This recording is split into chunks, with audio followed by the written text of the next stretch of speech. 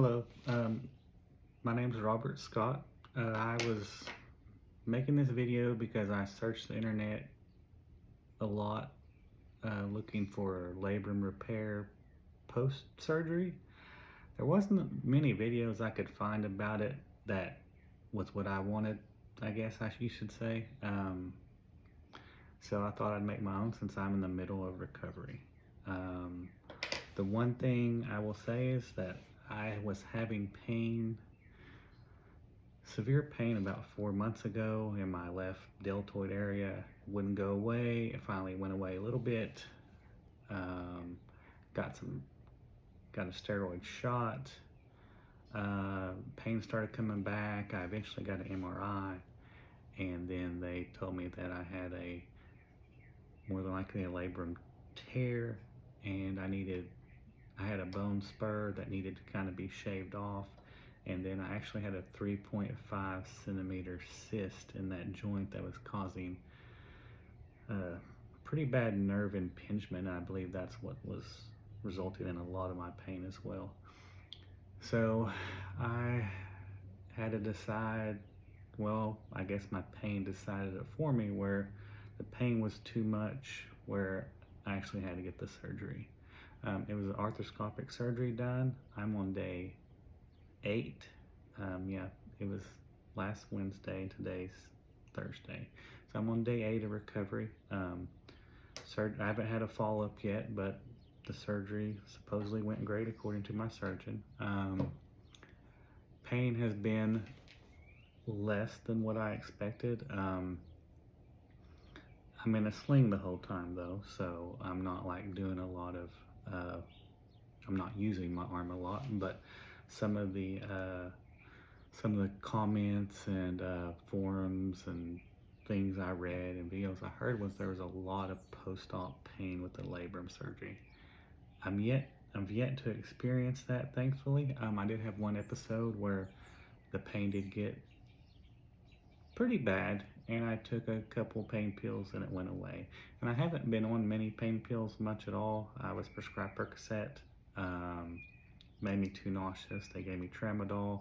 That worked well. I take like one each night just to help me sleep because of my arm aches. Other than that, I really don't take much other than Tylenol, and then I ice it. So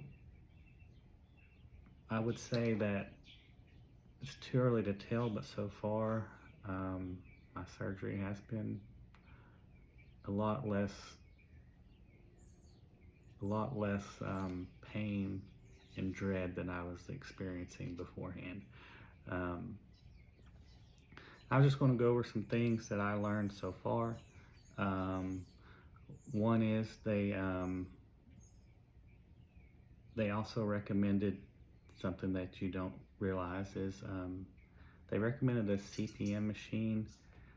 At least that's what I called it. I have had an ACL surgery before, and it was a machine that they kind of lay in the bed, and it moves your knee up and down just continuously. So this one is for the shoulder, and it's actually a chair, and I'll show you guys in a little bit. It's a chair that does all that movement for you. You have it for 14 days, and it increases the range of motion each day. And you do it about I've been doing it 4 to 5 hours a day, every day. And then, so it is a lot. So I've took off work actually for 2 weeks, or a little more than 2 weeks, to make sure I have time to do this shoulder CPM machine. I will say that your insurance does not cover it as well. It costs, at least my cost, private pay was $490 for a 2-week rental. I would still recommend getting it because I couldn't imagine not moving your arm and then starting physical therapy without doing any type of range of motion yourself. But yeah, I think it's going to definitely pay off. It did suck paying another $500 for this machine, but it is what it is. One thing also you had to pay for surgery was a brace. It is this, let me stand up here and I'm gonna show you. It's a sling that has a pillow in the middle, and you basically wear this 24/7. So I sleep in it, do everything in it, except I'll take it off to shower and put on a change of clothes. Other than that, I have it on all the time. I will say it should be kept about midline of your chest, and then you don't want it sagging down, and that does tend to do that. Sometimes I have to constantly adjust and keep it upright. That is the worst part so far of this ordeal is, well, I would say not the worst part. 5 hours in that machine a day, and then wearing this all the time. And you have to wear this sling potentially up to 6 weeks. Hopefully it's less than that. They say 4 to 6. At my follow-up appointment, it'll be 2 weeks. So I don't know how much longer I'll be in it. And I'm trying to think. So ice is very important as well. There was several options. I actually kind of prepared for the worst. And you can't take ibuprofen during this process as well, at least as of not yet anyway.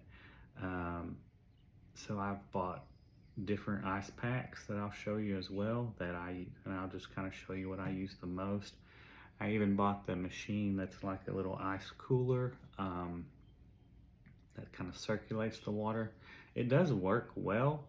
It's just kind of a hassle a little bit, and I'm not using it as much as I thought. I kind of thought I'd be on that thing all the time, and I end up just usually going to a more traditional ice pack. It's just quicker and more convenient. The other machine does work. They are about $200 brand new. I bought mine off of Facebook Marketplace for like 50 bucks. So if you are going to choose that route, I would definitely look at Marketplace if cost is an issue. This brace also, it was $100 out of pocket as well. If I had known, I did see one on eBay, a brand new exact same brace for like 40 bucks. So that is something else you can consider as well. I'm going to pause the video for a second and I'll go show you some ice packs. Okay, so here's one I use some of the time. It's just a traditional, it's kind of a larger size ice pack.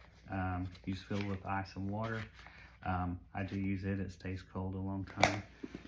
The one I use the most, and I ordered both of these off of Amazon.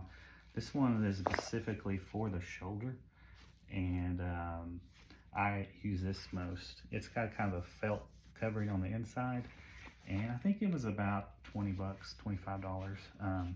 And it works really well. Once it's out of the fridge, it kind of loosens up a little bit, and you can kind of mold it around your shoulder. It also comes with straps, so you kind of need 2 people or somebody to help you to put this on with the straps. I don't always use the straps, but it is an option. The other thing I will show you is, let me get this here. So this is kind of an attachment for the shoulder, and this one is what is it called? A jet stream. It's like a mini refrigerator or mini ice chest. You basically put ice to the fill line, and then you fill it with water and plug it in, and it just circulates cold water the whole time. It does work really well. The ice pack is actually pretty light. So this blue one of the, I guess, disadvantages is it is kind of heavy. So if your shoulders, especially like the surgery sites, are really tender or sore, you can put a lot of pressure on those sites. So, but I still use it anyway, as opposed to either one of these. And like I said, I went overboard. I was just so concerned about pain and recovery, just from stuff I've read. And I didn't realize that I wouldn't be able to take ibuprofen as well. So that is one thing. And I do have 3 sites that are still, there's one on the back that you can't see, but I got 2 sites, and I got kind of a tegaderm over them still. Um, but yeah, so that's pretty much it with ice. And next I'll show you the CPM machine and kind of what it's like. Okay, here is the machine that I was talking about. I'm going to take this brace off real quick and I'll walk over here and show you how I get into this every day. So I still don't use my arm. I kind of just hold it in place with my other arm.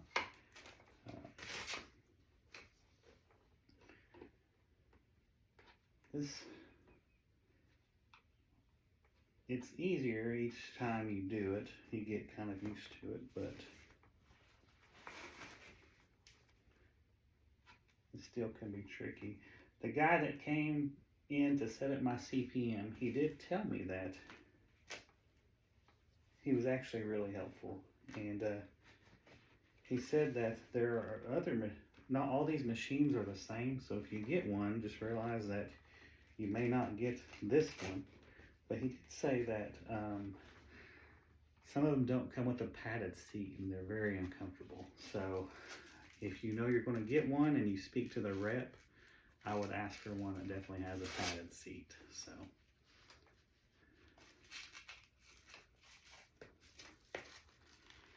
So you basically strap in like this.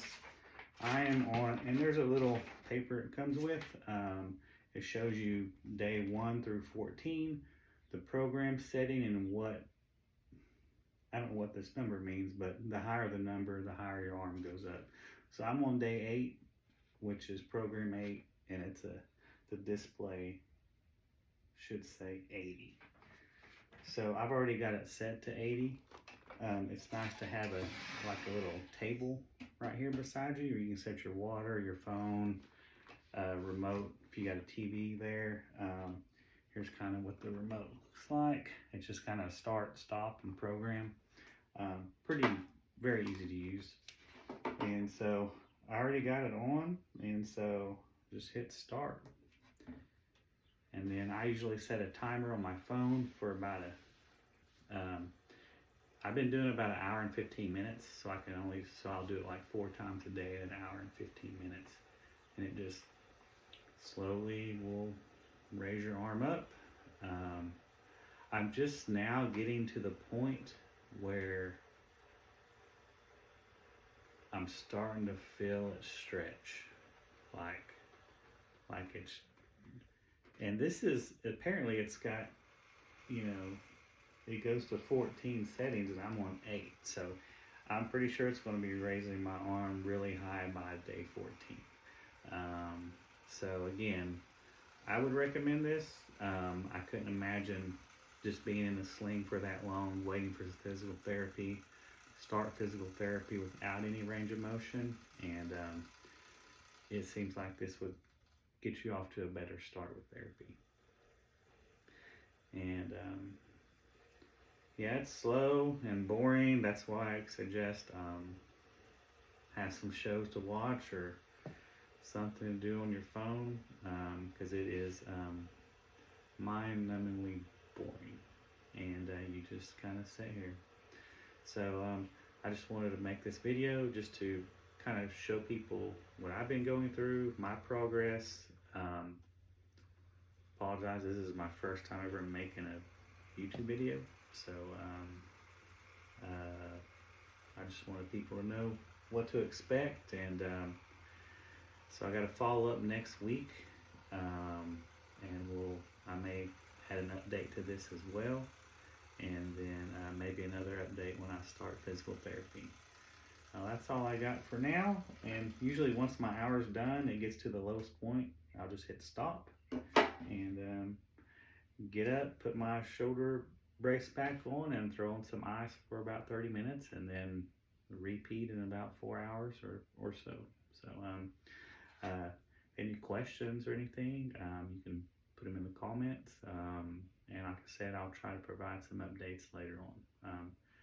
Thanks for watching. I hope this helped.